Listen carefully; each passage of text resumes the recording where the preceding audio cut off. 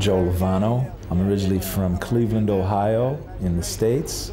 I was born December 29th, 1952. I came from a real musical family. My dad played tenor saxophone.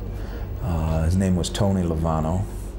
And him and my uncle Carl, who played trumpet, they grew up in a real bebop era and the swing era, and had groups together.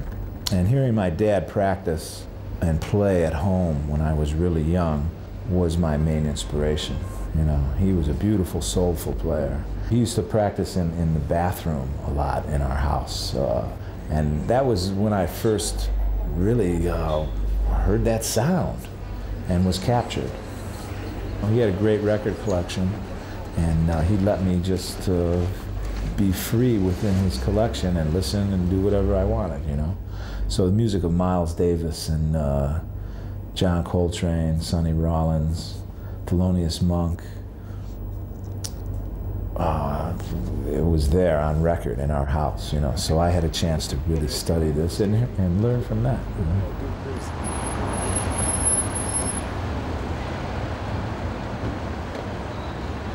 When I was maybe 11 or 12, I got my first tenor and started to become serious, I'd say, around this time, where I really let the music and the instrument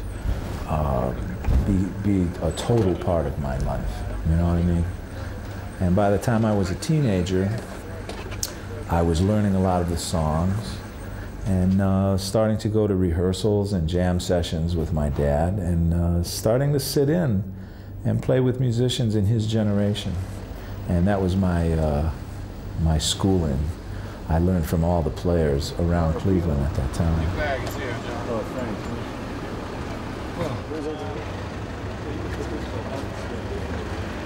The first time I heard Sonny Stitt play live, I was maybe 15. He came to play in Cleveland, and he played in a club where my father used to play. I was so excited because it was a sound I knew from the records, and there it was, you know. In a way, the total music attracted me, the feeling of the music, the feeling of the rhythm section, and the feeling of the bass drum in the band hitting me, and feeling the beat of the whole ensemble is what I really felt. Now, what I was trying to, at the beginning, wanting to do was be the solo voice on the saxophone. But I'd say the feeling of the music as a whole is what really captured me.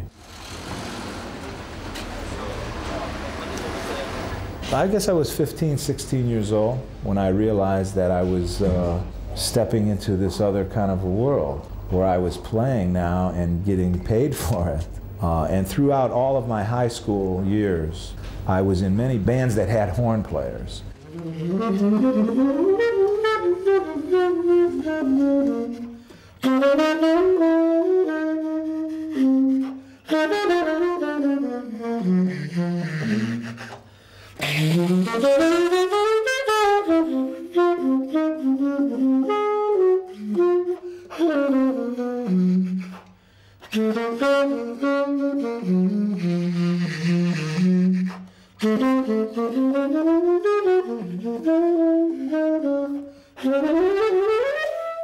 The rock and roll music that was happening when I was growing up with the Beatles and Beach Boys and those groups, they didn't have horn players and they didn't have soloists really in their bands.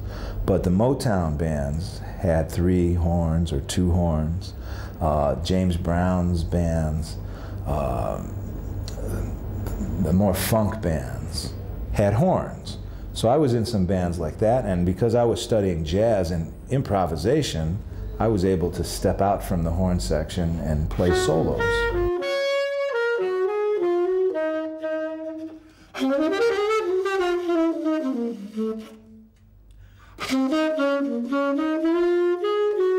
Basically went to Berklee School of Music, Berklee College of Music in Boston, 1971, when I graduated high school.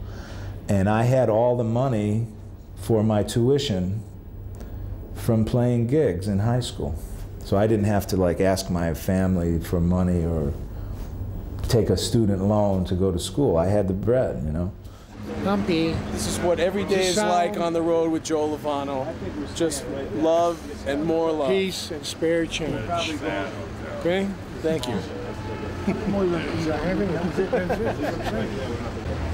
Yes. I'm the second tenor player.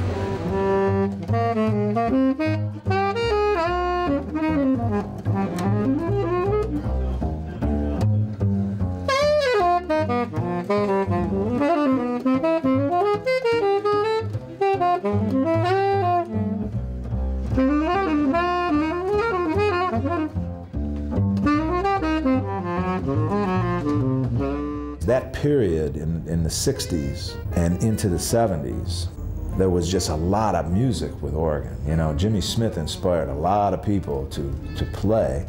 And a lot of the clubs during that time in all the different towns, the pianos weren't so good in a lot of clubs. You know, I remember my dad playing a lot of gigs where if he didn't have an organ, it was hard to play it in the room. And a lot of the piano players started to play Hammond B3 organs, you know.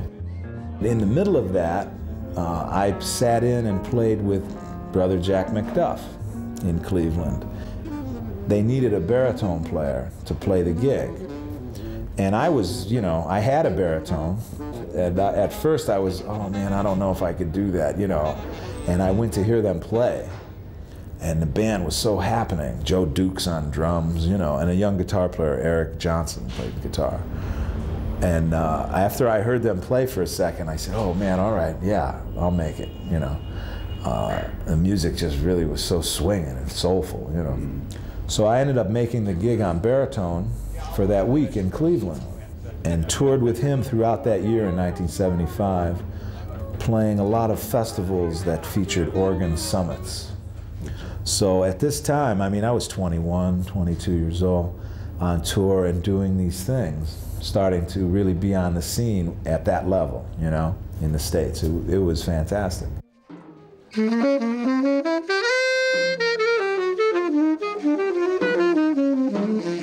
I first played in New York in 1974 and 75. During those 2 years, I toured with Lonnie Smith, the organist, and played with George Benson, Ron Carter, Ben Riley. Another drummer from Cleveland, Jamie Haddad, was also playing in the group. And during the same period, coming to New York with him and playing around the city and starting to hear cats and go around and sit in, I was able to sit in with a few people. And I first sat in with Chet Baker, actually, with his quintet in Detroit. Chet invited me to sit in. And he told me, he says, well, when you come to New York or wherever, you know, come and play. So in 1976, I moved to New York, and he was playing in a little club, and I went and reacquainted myself with him and sat in with him again. And then he asked me to do some gigs after that, you know.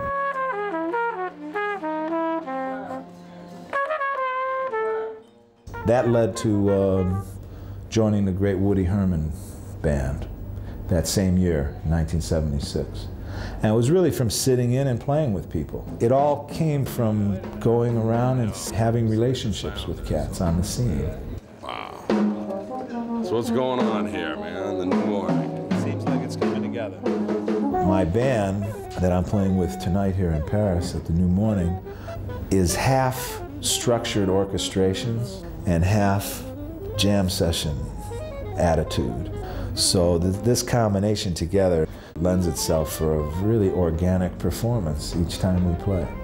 So I wanted to put an ensemble together, like not quite a big band, but a band with horns that was structured and free at the same time.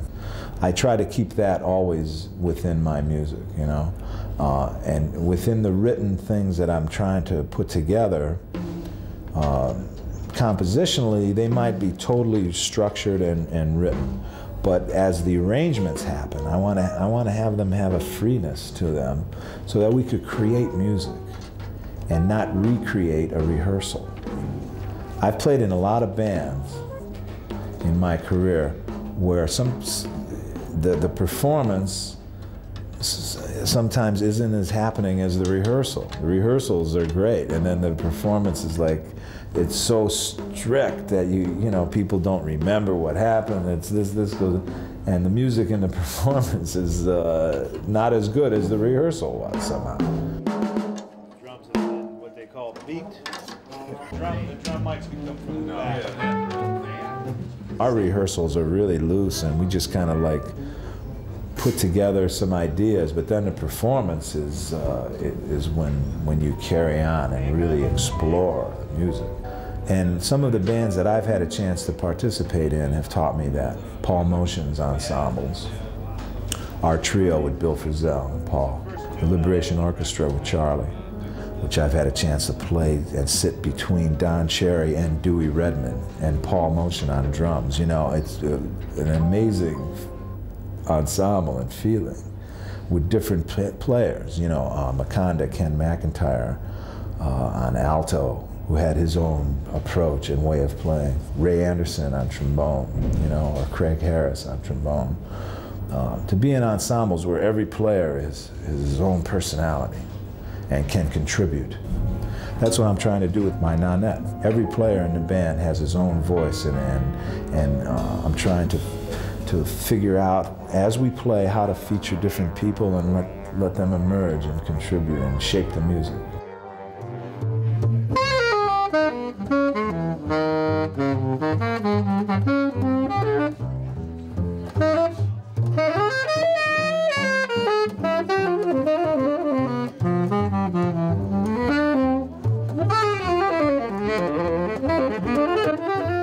The groove is in your sound and in your beat and in the overall feeling of the music and how you can play together. But the groove even's deeper than that. You have to have a groove in your whole lifestyle and your whole attitude about relationships with people and the awareness of where you are, to embrace cultures, and dig the feeling of what everyone has to contribute as people. You know, you feel the groove. When you walk on the street, you feel a groove. But when you play together in the music, to hit a groove together and to try to explore and find where people are at, that journey is a groove for me.